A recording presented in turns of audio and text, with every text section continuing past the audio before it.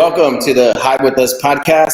This is Anthony Gauna with your co-host, Daniel Martinez on here, crushing the game. We have an amazing episode coming up for you here. I know this is going to be a good one. We have Mr. Novation Nation himself on here, Geary. So I'm excited about today's episode. If it would behoove you to listen to this whole thing, because I'm sure he's going to bring the fire.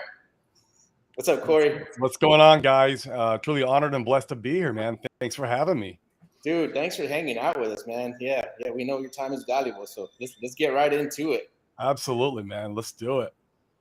So, how long you been in real estate? Let's always start with that question because some people we're kind of new kids on the block. We're in it 4 years, and a lot of people have way more experience than us. I don't have too much more. I got into real estate. I bought my first house to flip in the end of 2016. Oh, wow.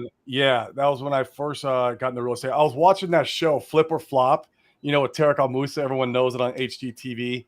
I had some money saved up. I was a blackjack dealer at the time, saving up some money. My girlfriend was a part-time realtor, part-time blackjack dealer, and we're watching that show, and she's like, "Why don't you flip a house so I could list it?" I was like, "I don't know. Why don't I flip a house? I mean, it seems easy enough. 30 minutes, you make 80 grand." And so like the next morning, I'm on my morning run and I see one of those signs. It says, the bandit sign says, fix and flip, buy price 250, ARV 350. And I stop on my morning run. I call that number on that sign. I buy that house. It took me 6 months and I made $8,000. That was my first real estate deal. Look where you are now, man. You paid the admission price.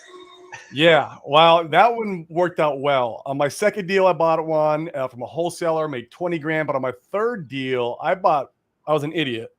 I bought 4 houses all at once. I ended up getting, I had to get a new contractor because the other one, we split ways. Well, the new one was even worse. He took us to the cleaners and I lost $250,000 on my third transaction in real estate. It broke me. I lost my 401k money. I lost my previous flip money, my life savings, and I was basically done, except for I had my job. And that's how I got into wholesaling, because you'd always hear about wholesalers get deals with no money, right? You don't need money to get into real estate. And I literally went on Google and I typed in how do wholesalers get deals, and freaking Sean Terry popped up. Oh, nice. Did you connect with him right away, or what? I bought his course. I joined his mastermind, and now I'm fortunate enough I call him a friend, man. We have phone conversations all the time, and he's a good dude. I went down the Sean Terry rabbit hole, man. It took me 10 months when I decided I was going to start wholesaling to get my first deal. We were doing bandit signs, direct mail, and then my first deal made 10 grand, and I was off to the races after that. I built out a call floor in my living room. I put a bunch of cubicles in my living room, and I hired college kids to come in and cold call for me so I could go out and lock up deals. And that was how I got into real estate, man. So I really want to hit on this first. Is you had a really, really big loss early on. Like how do you overcome such a big loss? Because that's a big hit that'll knock somebody out of the business completely. Yeah, man. It's my personality. I'm very stubborn. I'm very hard-headed, bro. I hate losing. If you play me in video games or whatever, I'm the same way. Sports, it don't matter. I just hate losing, right? And so I felt like the only way I was going to win and get my money back is if I push forward.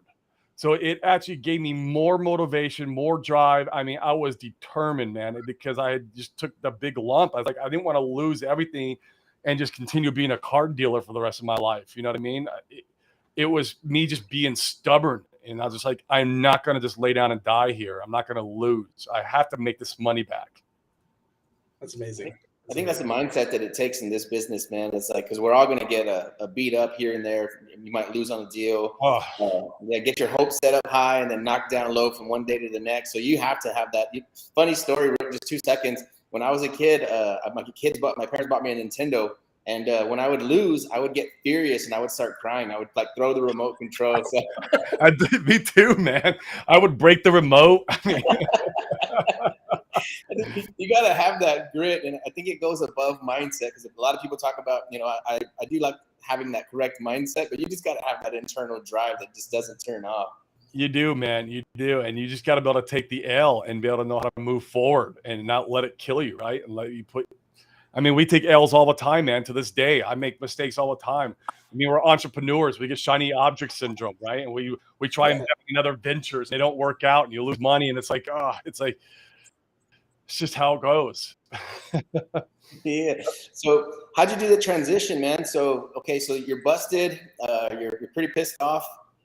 You find Sean Terry. Now what? So you sign up for his course. You start attending his masterminds.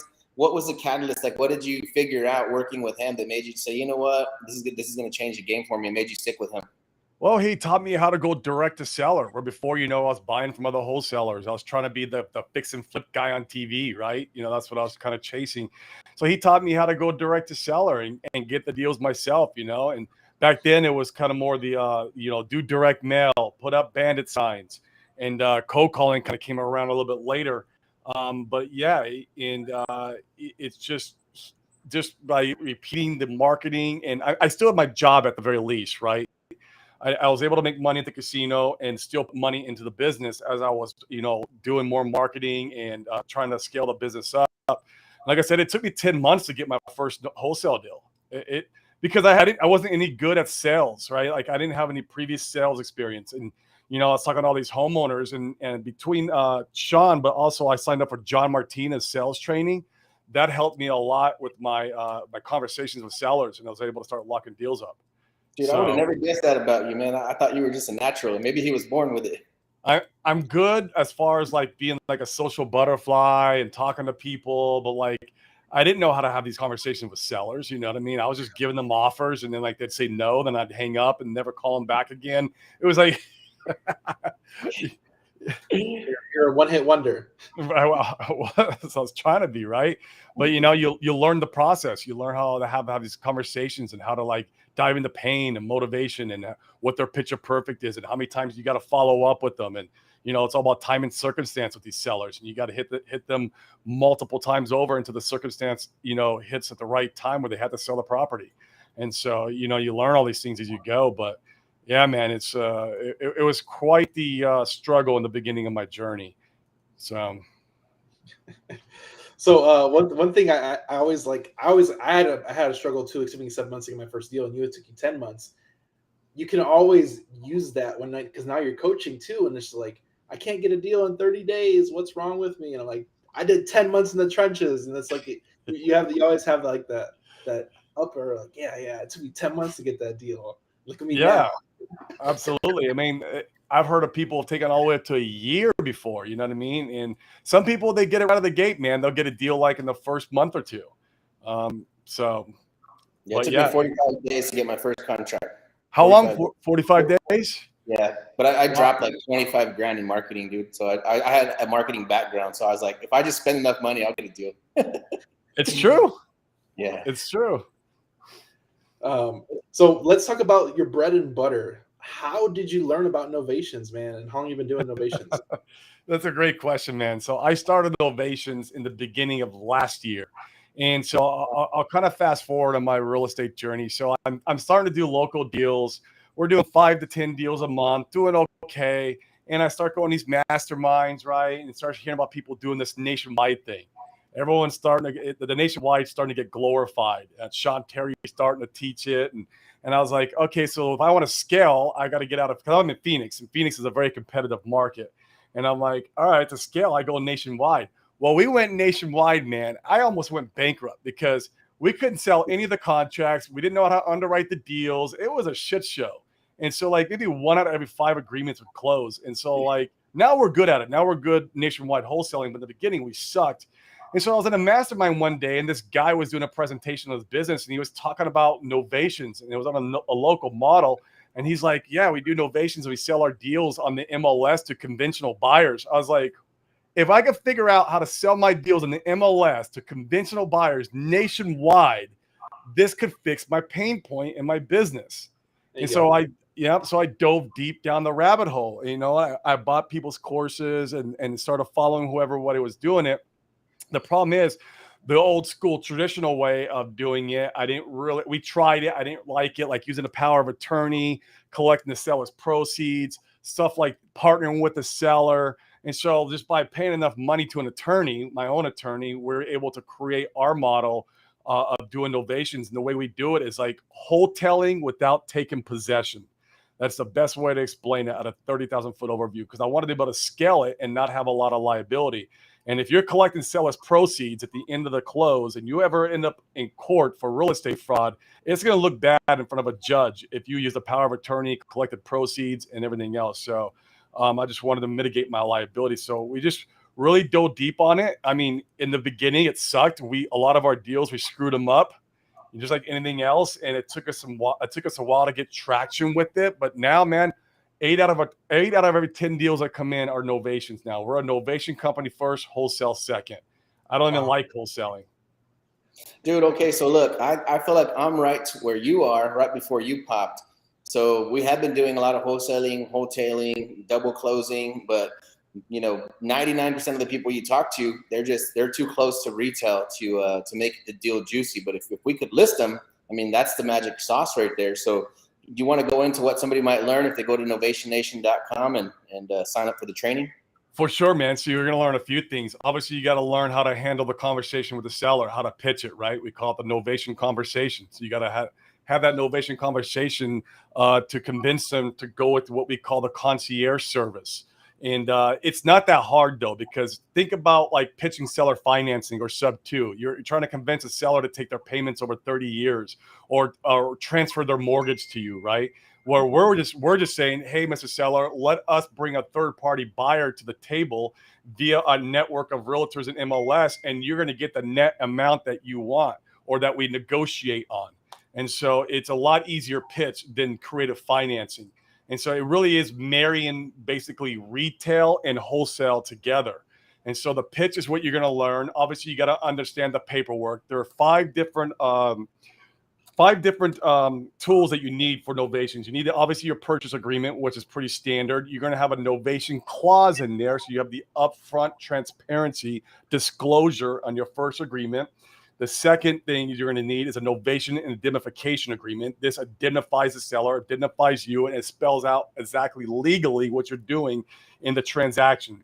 And then the third thing is we use what's called an attorney in fact. So we don't do the power of attorney anymore. The attorney in fact, it only gives you the rights to sign on the seller's behalf. So you don't have rights over the real estate no more. The power of attorney, you have the rights over the real estate, where attorney in fact, we're only having the rights to sign on their behalf. So basically we can sign the listing, we can sign any offers coming in, but we don't sign the deed because the deed is not in, we're not a power of attorney. We don't have control over the real estate. So the seller still signs the final deed, right? The closing paperwork, but we're able to sign everything else. So those are the first three things you need up front. Then after you get a buyer in place, we put what's called a notice of interest in the property. And this just clouds title and basically allows us to do two things. One, it allows us to get paid at the end of the transaction because in novations, you're cutting yourself out of the deal. Where in assignments, you're staying in the middle via an assignment. In novations, you're novating the contract. Novation means replacement of agreements. So you have to get paid somehow. So we record a lien on the property via notice of interest. And so that also protects us too if the deal were to go south. So we put the notice of interest in the property once we get a buyer in place. And then once we're ready to close, we do what's called a release of interest. And the release of interest is our payoff. And so what's great about a lien in the property or a notice is that any underwriting will approve it. So if they're going for conventional financing, if they see your assignment on there, they're not going to approve that. But if they see like a mechanics lien, if they see another mortgage, if they see like a city lien or your lien, they will approve your payoff. So that's how we get paid. That's really good. We have a question in the chat that says, can you do this on distressed property? You can do it on distressed property. A couple things though. Depends on the distress. For one, if it's a distressed seller in a way where they need their money in like 3 weeks, and there's just no two ways about it. Like you can't novate a deal in 3 weeks because you got to go to market with this deal. And so you have the time on being on market and the time that you're going to have to close with that conventional buyer. So if they're in a fire sale, then no, you're not going to be able to do that.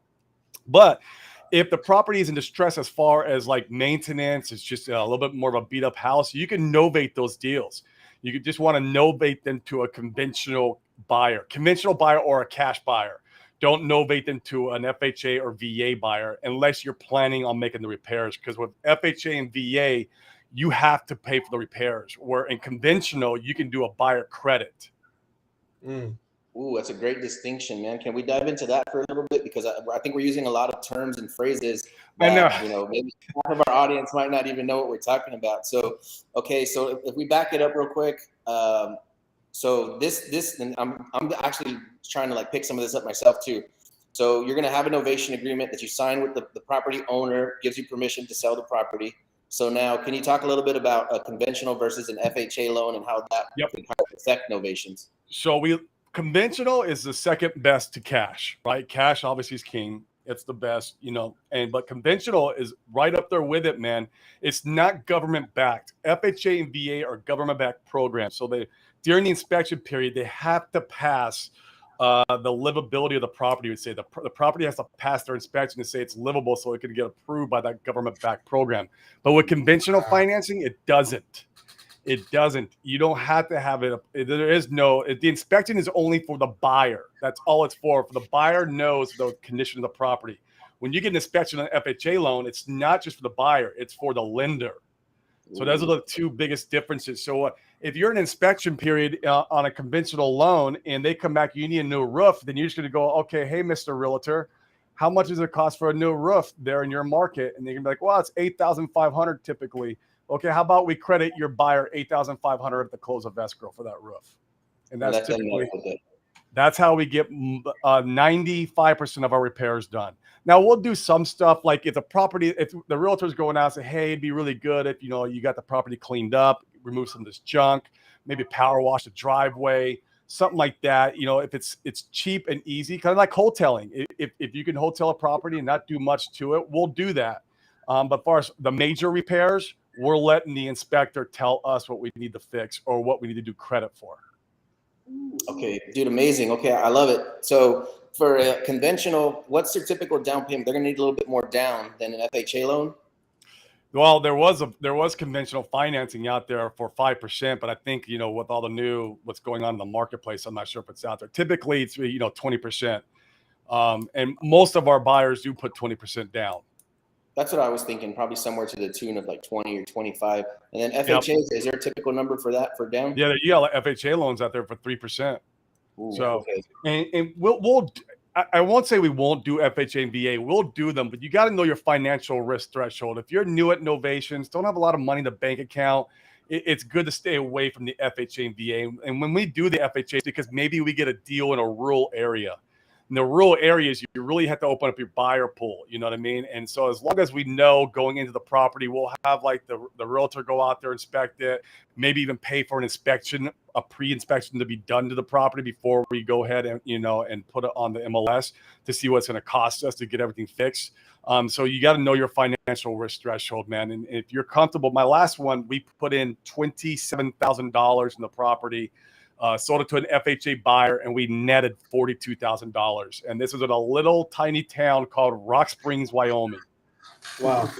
So those are when you kind of have to open it up to FHA and VA. But if you're doing if I'm doing a novation here in Phoenix, I do not need to put FHA or VA on that listing. I can do this cash and conventional.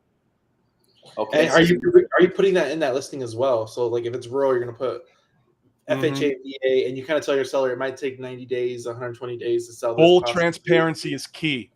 Yeah. Full transparency is key. Right from the get-go with the seller. And when you explain to them that you're going to be bringing a third-party buyer to the table, that it typically takes this long to get our buyer in place. And you're just going to go on the MLS, or you can go on PropStream and look at what your average days on market in that particular area are. And that's how you're going to kind of, figure out what your average days on market are, so you can be fully transparent with the seller. Yeah, I like to under promise, over deliver. Yeah, let's get a long for a timeline. And we always try to price it a little under market, right? So we want to make sure that the properties are moving faster than your typical transaction on the MLS there in that market. So we always try to come under. And right now we're really going low. Like we just had a meeting with my acquisition team on Monday. And we're positioning our offers even lower. So the cash offer, we're always leading with cash. Everything should always be led with cash offer. That's your anchor. So we'll come in, cash offer, maybe like 40%, 35% of whatever, the value is. And then we come in, maybe 5, 10, 15,000 over that with the concierge service offer. So we're anchoring even lower now just because of the market uncertainty. But I'll tell you something. even with a recession upon us, retail will never go away. If you look back in the 1980s when the interest rates were at 18%, people were still buying houses.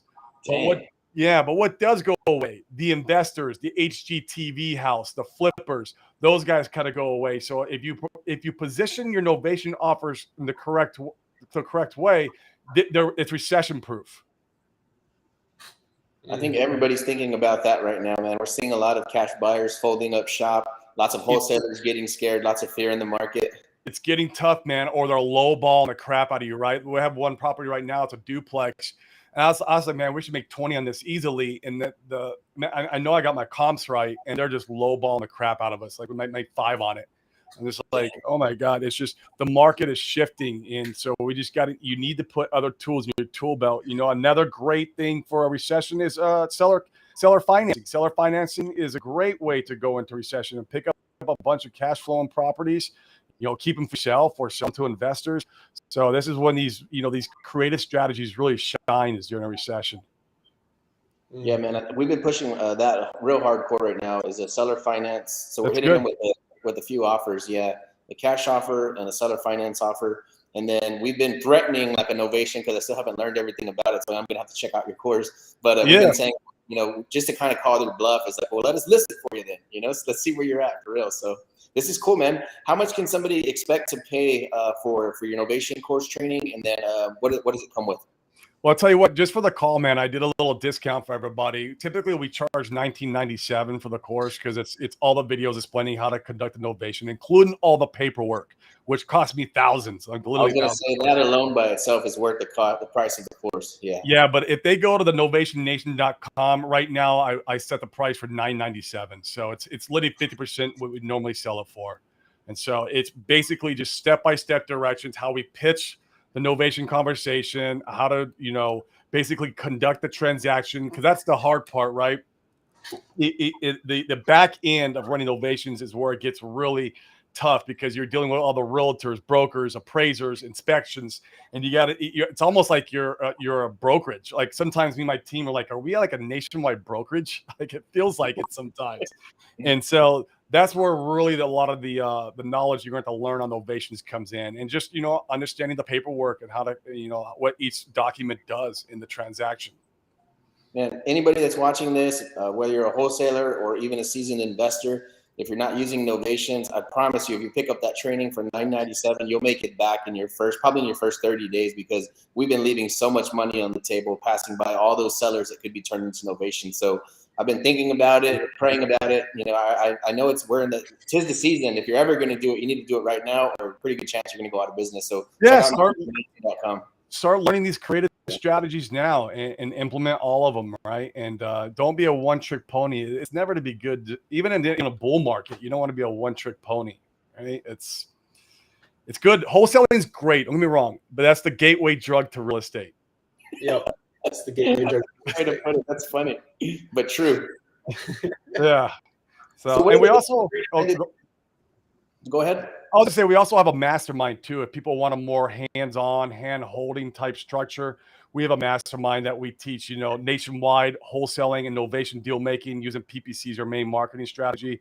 Basically, how to mirror my business. So I just wanted to throw that in it too. If everybody was interested in more like hand-holding, where the course is just what it is. It's a course. So okay, so that's what I was wondering, if the course, if it had anything else attached to it. So there's a separate product, which is a mastermind. What does that include, and then how much is that? So yeah, well, there's 30 members in the group right now, and it includes basically we're doing bi-weekly calls where we get on a Zoom call and talk about one concept in the business that we're doing, or maybe people are having problems with. We JV with students. I don't JV with the public because I just don't have the bandwidth to JV with the public. So I hold it specifically for my students. They get direct access to me and my team. So like if they're having a problem recording a notice of interest in Washington, Josh will get on a Zoom call with them and show them exactly how to record that notice of interest. You know, we help them find realtors in the virtual markets. We have a network of realtors who are novation friendly. And so we just kind of hold you by the hand as you're doing these deals. And also we teach you how to do nationwide PPC, because that's our main flow of leads. Our lead generation is PPC. I run my own PPC. I brought it in-house over a year ago. I got tired by getting raped by these third-party servicing companies who would charge me an arm and a leg. And so there's a lot of good companies out there. Don't get me wrong. There are good companies out there. I just had a lot of bad luck. So I brought it in-house and learned it myself. So the cost is $9,997 one time, and then $197 a month. But if you reach out to me directly, we can work out a discount. If they mention you guys on this, they saw on this call, we could figure out a discount for them. So boom. Yeah. If there's any way you guys can get involved with Corey, man, and telling you're going to make the money back so quick. I mean, literally it takes you one deal to make your money back. So you're leaving a lot of money on the table by not using these strategies. Trust me, for 3.5 years, I've been cutting my teeth, and it's been lots of pain and suffering. So if I just got started and I knew you then and what you were offering, and I'd jump in 10 seconds. So I am going to pick up the Novation training course, and yeah, we hope to roll into that mastermind soon too. Yeah, and once I JV 1 or 2 with you, like if you were in the group, like literally you'll get your concept around how to transact these deals. And I saw somebody just ask, I don't know who that was, about a transaction coordination company. Okay, this is a great question. You got to beware of title companies when you're doing novations. They will kill your deals. Oh my God. That's how I know. They just don't understand the concept, right? And so some of them do, but not. But I mean, literally, my guy would be here in the office. We get a new deal in the market, and he would be calling 10, 15, 20 title companies, trying to find one that would do a novation deal for us. I mean, sometimes you call a title company in these rural areas, and they don't even know what an assignment is. I mean, it's crazy. It's like, where you been for the last 20 years? Haven't you heard of Sean Terry and Cody Sperber? Like, it's like, how do you not know what an assignment? So you got to be careful. So now we use a transactional company that's nationwide. They have a Rolodex of all the title companies that are novation friendly. They're also like sub 2 friendly, seller financing friendly, and they conduct all our TC work on the back end. And I have a link. If anybody wants to know who they are, you can go to actually novationclosings.com and you can sign up with those guys. And they will conduct all your novation deals, any creative financing deals, and of course, wholesaling too. But they will scout out the best title company in that market, and they have great relationships, and they handle all the back-end paperwork. They communicate with your seller to keep your seller on track, to make sure that they're getting to the closing table. They contact with your buyer to make sure everything is working the correct. I mean, I used to have a lady in here when we last year at my peak, I had 64 deals on the board, and her only job was to call every seller every week and check in with them. Well, I was able to let her go once I hired, the transactional company, because they check in with the sellers all the time for me and help keep everything basically on the rails. Yeah, that's another sticking point I'm getting to now. So that's an amazing resource again, man. Thank you. It will as you scale. Yeah, as you scale, man. I'm trying to outsource as much stuff as possible, because TC work is not my strong point. Like, I can't read title abstract. It's like a foreign language, man. It's like, what am I supposed to do here? How do I fix the problem? Yeah. That's one thing you will do in this business, is you will burn your time doing menial tasks that you should be giving to somebody else anyway, so you can kind of do your one thing. Yep, 120%, dude. And this year I've been on a mission to outsource and go virtual and cut overhead down. That is my mission for 2022, and we're doing a good job doing it. Man, can you give us like that 360-foot view? So last year in office, 5 acquisitions, 3 dispositions, a TC, the file handler. This was my whole team. I literally went at the end of last year, I cleaned house, and now I hire mainly VAs. I have 2 people in-house. I have my lead dispositions and junior dispositions because of novations. And because we're so novation heavy, they have to make sure all the brokers are handled, the appraisals, the inspections. I don't have that to a VA yet. It might happen in the future, but like all my acquisition agents are virtual. They're out in Egypt. And so literally they're locking up our deals I have a closer. The key to this is you got to have a sales manager, badass closer, who is having like consistent training with them every single day, tracking their KPIs, listening to their calls, role playing with them. And if you have someone who could do this, you really could create a massive virtual acquisition team. And that's what I'm on a mission. We have 7 now. My goal is by the end of the year, I want to have 10 that are high performing. So we have 7, 2 of them are still in training.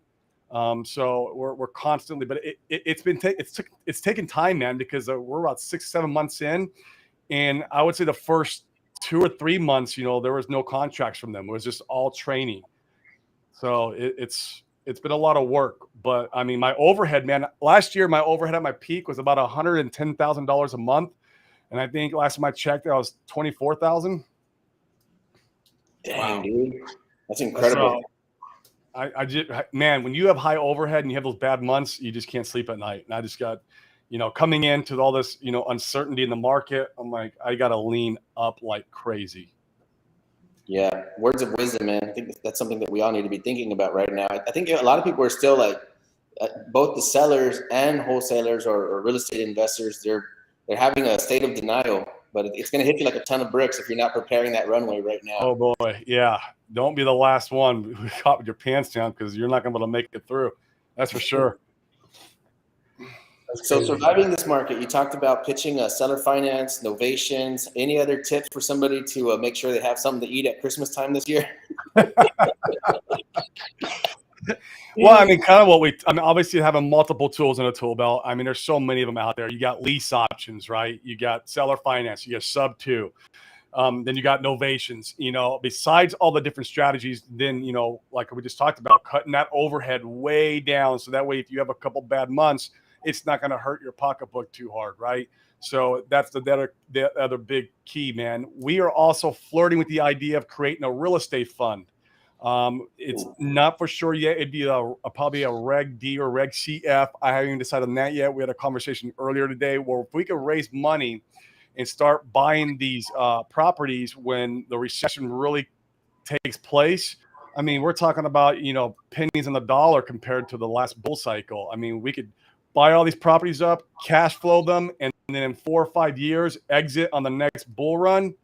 Man, a lot of wealth can be built there. So that's just something that we're in talks of right now. It's nothing solid. But yeah, man, just creative financing, novations, get that overhead down, really watch your marketing cost. Yeah. So what is a quote that is yours or somebody else's that you resonate with? Oh, I will not die without my best intentions. That's probably one of my favorite quotes. I came up with it one night. I will not die without my best intentions in this life. Yeah. I'll tell you what best book I've read, though, that has plenty of, I mean, I can't even recite all of them, is Outwitting the Devil with Napoleon Hill. Is probably one of the best books I've ever read as far as like mindset and quotes and just, getting, in that entrepreneurial like frame of mind, man. It's amazing. That's a good one, man. I always like ask that question because you always get like varying answers and you never know what you're gonna get. And it's just like, right. You didn't give me time to think about it either. I was like, what are my favorite quote? Yeah. it's a good curveball to throw. So let's kind of back up. If somebody is struggling and needs to get that next deal, is novations a thing to learn? Absolutely, man. It's like I said, it's just another tool in the tool belt. If you're now if they're struggling, it depends on why they're struggling. Are they struggling because they're not good at marketing? Are they having problems with marketing skills? Trying to get PPC going. Maybe they're not doing the cold calling the right way. Like where's the struggle coming from? You got to pinpoint it. Is it because they have bad sales skills? Then they need to work on that. Is because there's always a factor, right? You got to figure out what it is why you're struggling on getting that deal. Or is it maybe because, you are getting a lot of leads, but, some of them are just too close to the retail. Novations will help you get more deals, but I'll tell you what novations isn't. It's not a crutch for poor negotiation skills. Okay. Like you still want to get in there and do your best job negotiating this property down and anchoring them with cash because, I mean, we're a for-profit business. We're not doing it for free, right? And when I taught this to my team, when I first learned about novations, that's what they were doing. They were giving like the seller their first asking price, right? And locking all these deals up like crazy high. And it's like, no, that's not what novations is for. It's for we can monetize more dead leads. So if their need price is too much, that's okay. Maybe the mortgage payoff is more than we can offer in cash. Or can we capitalize a bigger spread in the deal using the novation model? That's what I really like novations for, is where we can capture a bigger spread, not because we're monetizing the dead lead. They're both good, but I'd rather capture bigger spreads on my current deals, which you can with novations. Yeah. Go ahead, Anthony. I was gonna say, I feel like that's exactly what my personal business is missing right now, man. We just need one more like arrow, you know what I mean, in our quiver. I mean, we're just to that point right now where we're running good, we're firing on all cylinders, but yeah, now we need to like spray the NOS, get the nitrous oxide into the system now. And I think this is gonna be it, man. Yeah, because you guys are already doing the wholesaling, you're already doing the seller financing. I mean, this is a great little extra piece in your tool belt that's going to just, absolutely do wonders for you. Another thing, if you guys are fixing and flipping, and I wouldn't recommend it right now in this market, because we just stopped. I usually keep 3 or 5 going at a time, but novations, when the fix and flip market comes back around, it's great because you don't have no carrying costs while you're fixing up the property. And you can sell to an FHA buyer right out of the gate because they can use the seasoning rule from the seller. Ooh. The 90-day flip seasoning rule, yeah. Okay, that's a gem right there, dude. That is gold right there. I don't know if anybody heard that, but you need to like rewind that and hear that again. That was good.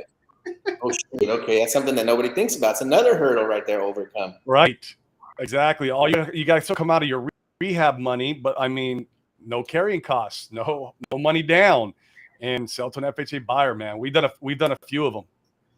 Wow, that's huge, bro. Okay, sick. So are you doing seller finance deals? We've done a few, not a whole bunch. I think last year we might have did like 3 or 4. We are pitching them now. We're coming back into where we're really training the team on it. Because remember how I talked about we just brought in the whole new acquisition team. The first thing we did was we had to make sure they understand wholesaling, how to pitch cash. Now they're pitching novation. So now they're getting novation deals. Now the next step is we're going to teach them how to pitch seller financing too. So that is the next step that we're working on. But we were in-house last year. Yeah, we were pitching seller financing then. Can you do a hybrid deal? So I'm trying to piece this together in my brain. Can you do a novation deal where you can take the property, find an in buyer, and then create some kind of like node or wrap or anything? Is that still a good opportunity, or does that kind of dissolve your opportunity to create like a seller finance situation? Yeah, I mean, as long as you're putting yourself in the middle with a wrap or something, I can imagine. Yeah, I would see. Let's say you got to give your seller like $100,000, and then you end up finding a buyer that well, I guess it kind of doesn't make sense because you're going to find a buyer for 130, 150. You're going to get cashed out at closing anyway, right? You get cashed out at closing, correct. Okay, all right. I'm just dreaming, just trying to make something up. Hey, that's how you might create something. I mean, who knows, man? Yeah, I always look for that opportunity to do like a wrap, look for seller finance situations, try to get where the in buyer covers your down payment and that kind of stuff. So you just create a note for nothing. Right, you're just creating money out of thin air. My sister and I, we joke about it all. She's my main admin, so she's like my stunt double, and we always joke and everything. We're like, why the hell did we get? Well, why are we getting payments? It wasn't our property. I love it, man. I love it. Cool, man. So, no, I was gonna say, where can people find you online? And we're gonna put Novation Nation up, the website up again. And I hope people got a ton of value from this, and I appreciate you coming on, man. Where can people find you online on Instagram? Yeah, the best place, obviously, is Facebook and Instagram. Facebook, it's Corey Geary, and the Instagram, my handle is the Corey Geary, so easy to remember. And then if you're interested in the mastermind and want a discount for being on this call, reach out. Just DM me. It's me that answers my DMs, so you can DM me, and it won't be a VA answering those, so we can talk. Wow. Okay. Yeah, I've been to Corey's office, man. Corey's the real deal. He's crushing it. Obviously, he's always innovating and evolving with the markets as things shift. So we talked about this on a call yesterday that we did. Is grab a mentor. If you don't know what you're doing in this business, it'll save you a lot of money. 20%. But grab yourself a mentor, somebody like Corey, who's the real deal, who's killing it. It'll save you a lot of time and it'll make you a lot of money. And it'll help you navigate through this storm we're about to hit. Yep, absolutely, which is a good thing. This is going to be a blessing in the long run, I promise you. I'm excited about it, man, honestly, because I'm actually having sellers texting us back now like, hey, can we talk about your offer? Like, what happens and not a chance in hell, bud? Right. Opportunity is going to come to the table and you're going to want to be able to capitalize, right? And that's in all assets. real estate, crypto, the stocks, everything, man. And when the government, I was talking to Sean about this the other day, when the government announces that we're going to do quantitative easing, that is your signal that we've reached the bottom of the market. Quantitative easing.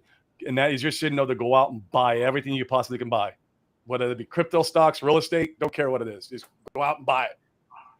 That's another gem, dude. So something that a lot of people don't understand is that when these crashes hit, people become very, very wealthy, or they already are wealthy. They become even wealthier. So to position yourself, right, historically for this market, you need to have a whole ton of cash saved up. And I would say 99% of our audience does not have that. So by using strategies like Corey's teaching right now, you can still capitalize at the same rate that somebody who stored up a lot of wealth to prepare for this season. So think about that, guys.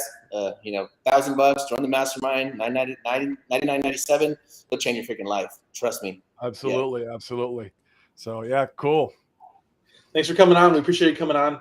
For everybody listening to us, go like, subscribe, check out our YouTube channel, check out our podcast, hypewithus.com.